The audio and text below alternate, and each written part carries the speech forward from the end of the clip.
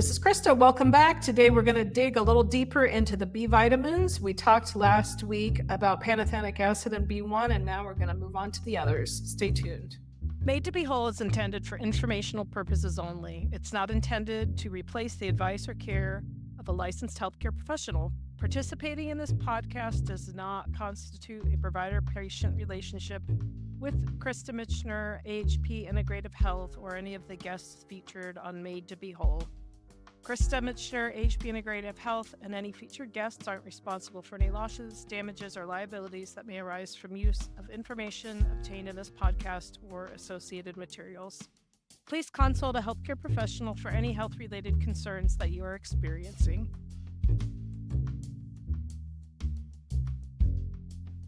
So hopefully you have gone out, read more about thiamine and pantothenic acid, and you've scheduled your nutrient testing. But if you need more motivation, I have more. Let's dig more into the B vitamins. Vitamin B2, which is a riboflavin. So again, all these B vitamins, they help turn your food into energy. They get broken down and get sent different places to do different things. So clinical signs of riboflavin deficiency, less clear cut, but depression, dizziness, soreness or burning, lips, mouth, tongue, sensitivity to light, burning or itchy eyes, vision problems in the early stages. And then when it gets more severe, you get into dermatitis, which is that inflammation of the skin and mucous membranes, not just superficially, but in the nasal passages and the scrotum. You can see changes in people's tongues, changes in the actual eye vessels in their eyes. It's very rare to see someone who has a singular B vitamin deficiency, like all their B vitamins are great except B2. I don't see that very often. Usually there's a pattern and you've got kind of a cluster of things. There's a lot of overlap with B2 and also with B3 and B6 deficiencies. Again, you got in our American diet all of these enriched grains, our cereals and our breads, but they're not a super bioavailable form. And I don't even think these days people are eating a lot of whole enriched grains. Probably a lot of the packaged grains that we're getting are pretty nutrient depleted. Now, where I have seen riboflavin be the most helpful is in migraine prophylaxis. So when my daughter first developed what we now know to be a lot of babesia symptoms, she had really severe disabling migraines that would sometimes last for days. It was pretty horrible. And it's really hard to watch your kid suffer and go see people. And they say, oh, it's just anxiety, XYZ. I'm like, well, I would be anxious too if I were a 10-year-old who felt great and suddenly I have chronic debilitating headaches. That could trigger something, particularly if the adults in my life don't believe me. But that's another story. So as we tried digging into what else would be available for migraine prophylaxis, we did see neurology, we did try some medications that had some impact, but nothing outstanding. I found some studies though showing that 400 milligrams of riboflavin, which is B2, plus 400 milligrams of magnesium at bedtime can reduce headache frequency by about 45%. So we decided to dig in with that. And we did see a difference. It didn't take everything away, but it helped. I would say for the majority of people, you, of course, should talk to a healthcare professional, but it's hard for me to imagine an adult or teen of normal size who would have any issue tolerating 400 milligrams of riboflavin or magnesium. That's low-hanging fruit. You can get them in chewable forms too if you've got a kid or you yourself can't swallow pills.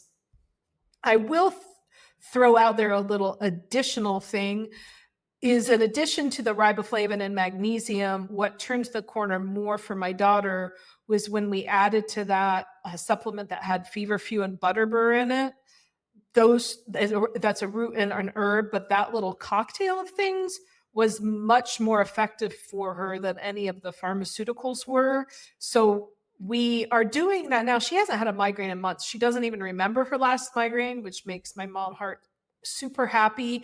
And that's despite the fact that we weaned her off the medication that she was on to prevent migraines.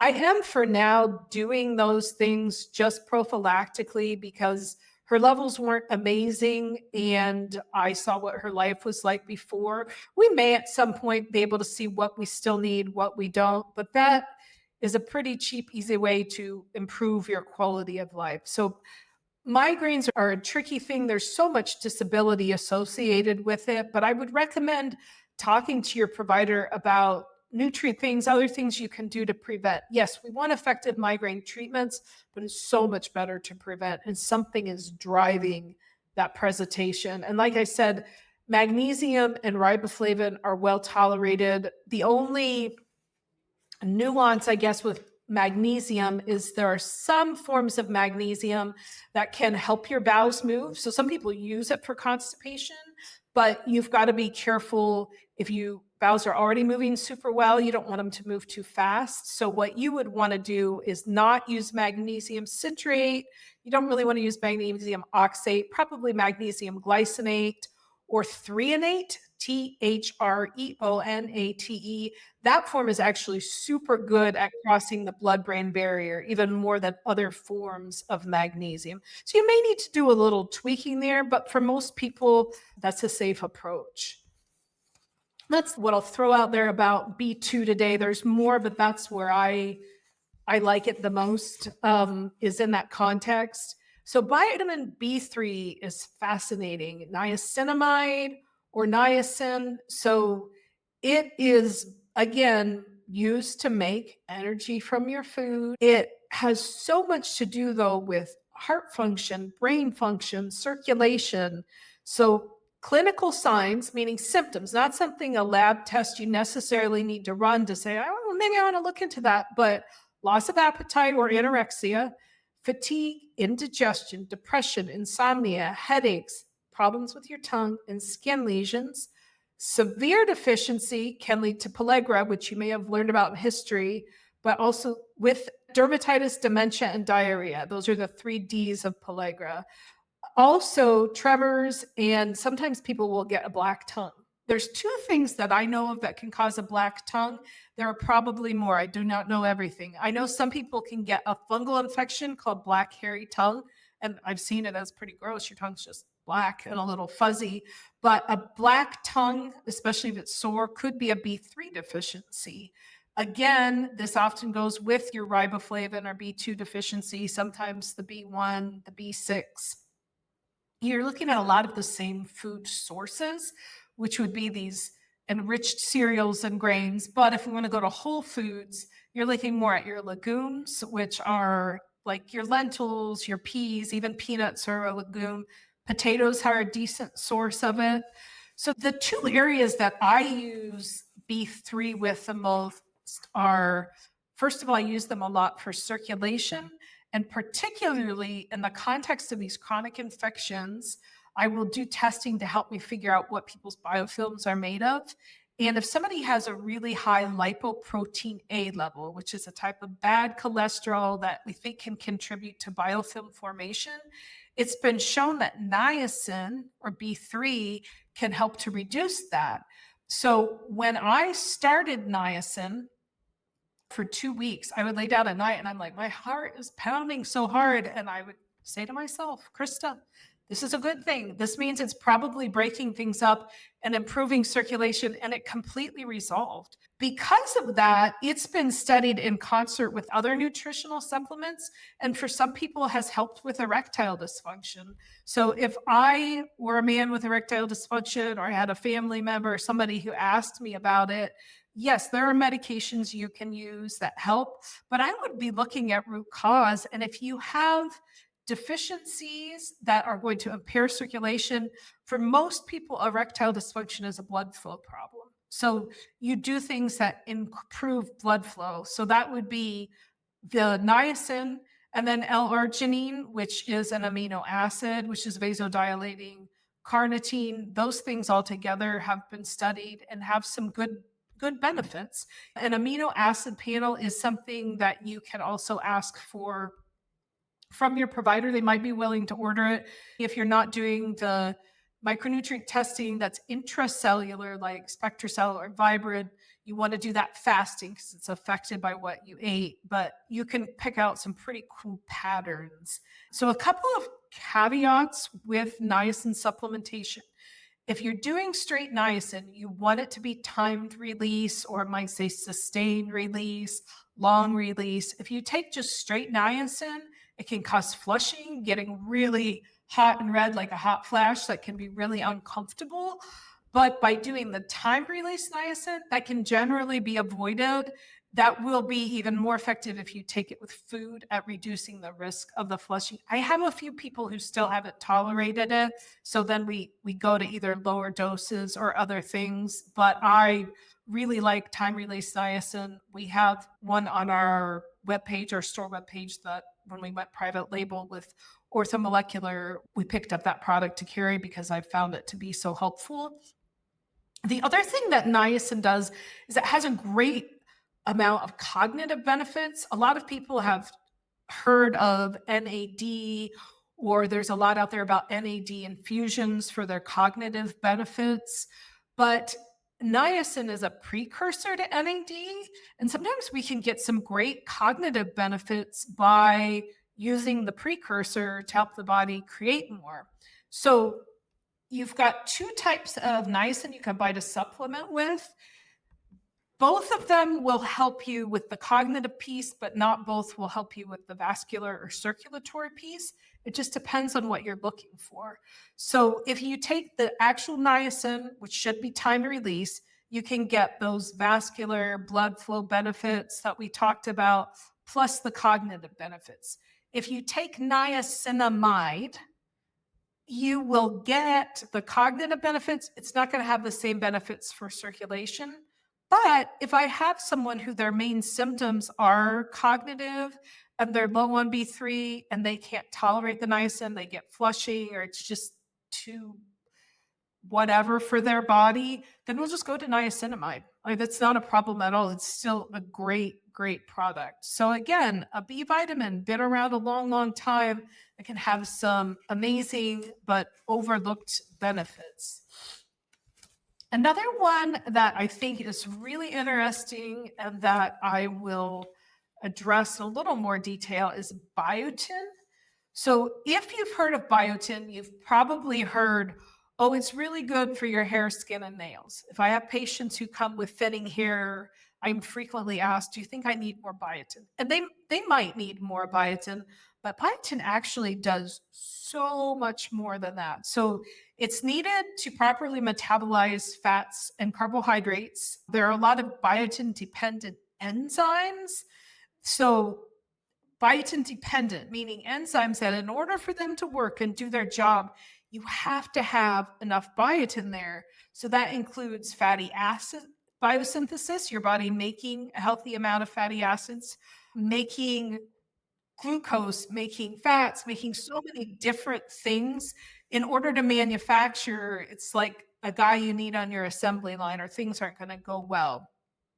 Again, most common symptom would be a dermatitis, and it can be kind of extensive, like a red skin, sometimes with peeling on it, thinning hair. Some people will affect their nails or make them more prone to basically dandruff, that seborrheic dermatitis.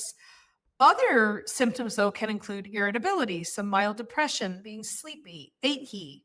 How many things have we brought up now that we say, oh, they can cause nausea or loss of appetite, mild anemia?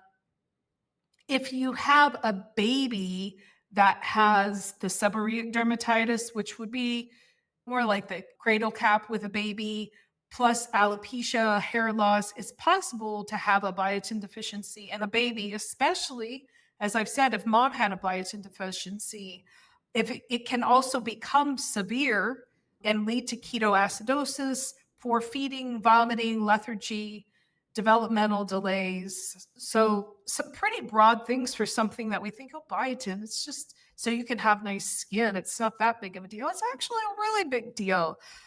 Food sources for this, you've got your nutritional yeast and whole grains, but also egg yolks are a great dietary source. Rice bran, fish, liver. I don't really like liver, but if that's your thing, it has a lot of good stuff in it. Legumes, again, which are your beans, peas, lentils, those sorts of things. One thing that I find really interesting about biotin that I was not aware of is how it can really affect pancreatic function and insulin sensitivity, and then your body's ability, therefore, to regulate blood sugar. So I'm going to read the summary from an article from the Journal of Nutritional Biochemistry called Effects of Biotin Deficiency on Pancreatic Islet Morphology, Insulin Sensitivity, and Glucose Homeostasis. So the results found that biotin deprivation caused reduced concentrations of blood glucose, that's your blood sugar, and serum insulin concentrations, so lower levels of insulin, but increased plasma glucagon levels, which is your body's way of compensating. Basically, they summarize and say our studies are suggesting that biotin deficiency promotes hyperglycemic mechanisms. So basically, having too little biotin can drive your body toward being hyperglycemic, which is having your blood sugar too high, and an increased glucagon concentration. And glucagon is what your body does to like get into the stores. I always think of it as glucagon. Oh no, glucose all gone, your body says when things are low. It's like trying to pull into other stores, but you're going to have more glucagon and then less insulin and decreased ability to compensate for low blood glucose. So a lot of blood sugar dysregulation from this little B vitamin that we just think about in terms of vanity. I mean, our skin's important, but I don't think it's as important as some people make it out to be. I have patients who are much more willing to do things for their hair and nails than they are for their brain, which blows my mind a little bit, but maybe one day my hair will fall out and I'll change my mind on that. So with biotin, it is interesting to me. Now, if you're taking biotin, a supplement, that's going to affect blood levels if you do plasma levels. But even with the plasma test, I found it to be really interesting, the number of people who are coming back with really, really low levels. And that's not hard to address. That's not hard to address. And it's one that a lot of us in my particular family, we have several Micheners on a higher dose of biotin because it remained low despite being on a good B complex. So we're just doing some extra boosting. I think 3 of us are on it right now.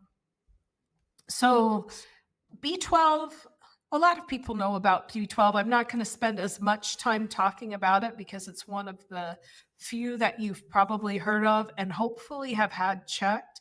My main point for B12 is it's much more common than people think, and it can have drastic implications for cognition, mood, and energy.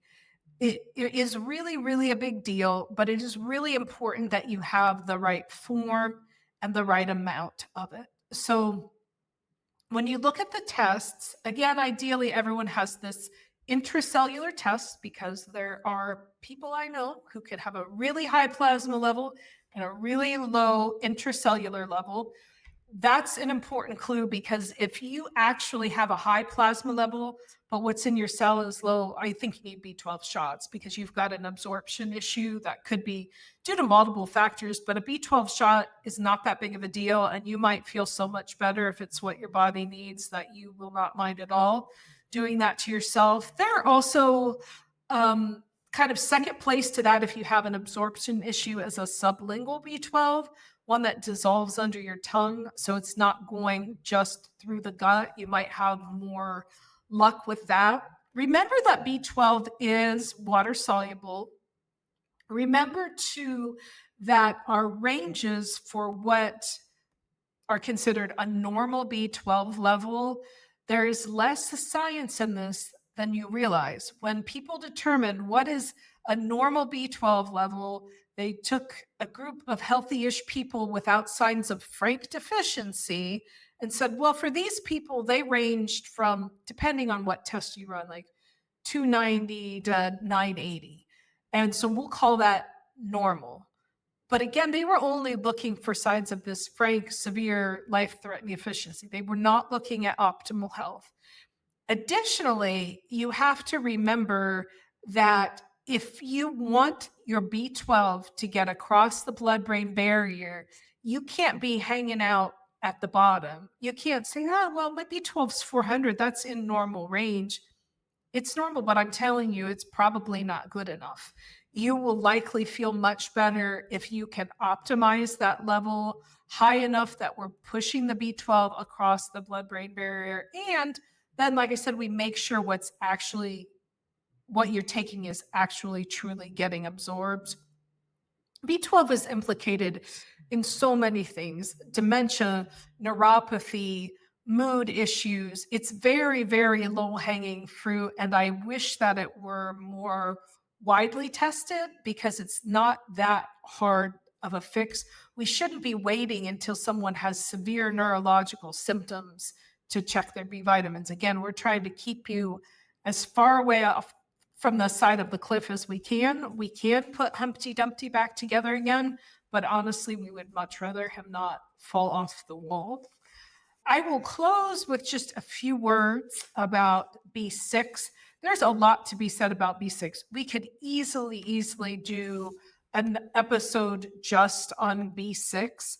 Deficiency is not uncommon. It can have a lot to do with mood and development.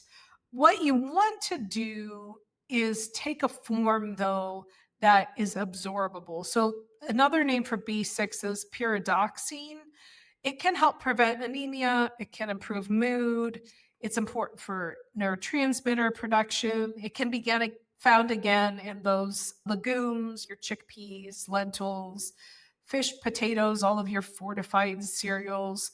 But I would recommend with B6, you figure out how much to supplement with. And if you are supplementing, I would also recommend doing the intercellular testing because you want to know what kind to take. Most people are going to do much better if they're taking activated B6, which is P5P. So all you have to do is put in those letters, P5P. That's going to bring up the activated form of B6 that you know your body's going to be able to use. You can get into trouble with a lot of B vitamins by not taking the proper form of it, and B6 is one of those. So P5P is the way to go. One study I will throw out there, because there are so many different things that B6 can affect, but there was a really interesting study in the British Journal of Nutrition in 2010 showing that low intake of B6 was independently associated with an increased risk of Parkinson's disease. So again, neurological function and your B vitamins are super important and interrelated. I said I was going to end with B6, but I neglected folic acid or folate. So I'm going to give a quick shout out to folate, which again, it could have its own episode. A lot of you have heard of it because of two different reasons. First of all, its role in preventing birth defects. That's why it's important to have a prenatal vitamin that has folic acid in it. The March of Dimes did a lot of education with that. But in reality, folic acid for most people is not the form of folate that you want. There are a lot of people who cannot absorb folic acid. So what you're looking for is something that has folinic acid or L-methylfolate, because that's in a form that is more usable by the body and is going to have a lot more benefits. It has a lot of implications in brain and neurological development in infants. So obviously, again, that use prenatally, but ideally preconception to get those levels optimized is important. We discussed a few weeks ago about cerebral folate deficiency. So not having enough folate in the brain can be associated with autism and other pretty significant neurological or neurodevelopmental disorders. There are many kids who would do better with leucovorin, which is that prescription folinic acid, even though you can get folinic acid as a supplement because they genetically aren't going to be able to work with the other stuff.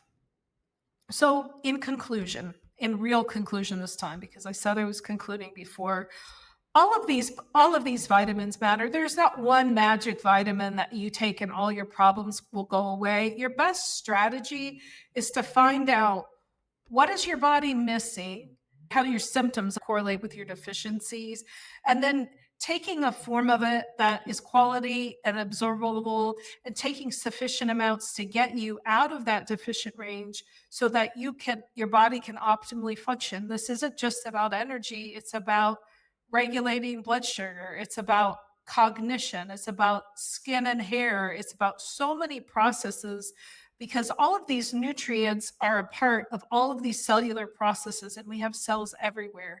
So they can literally affect, theoretically, any system of the body. If they can't break down your food and make cellular energy, you're just not going to feel good. So remember, your best weapon is good information. Remember to be patient with yourself, collect good data, and to always have hope, because you were made to be whole. Have a podcast question or suggestion? Text or call us on the podcast info line at 330-439-0686. Thank you for spending time with me today. If you like what you hear, please subscribe to be notified when new episodes release. And remember, you were made to be whole.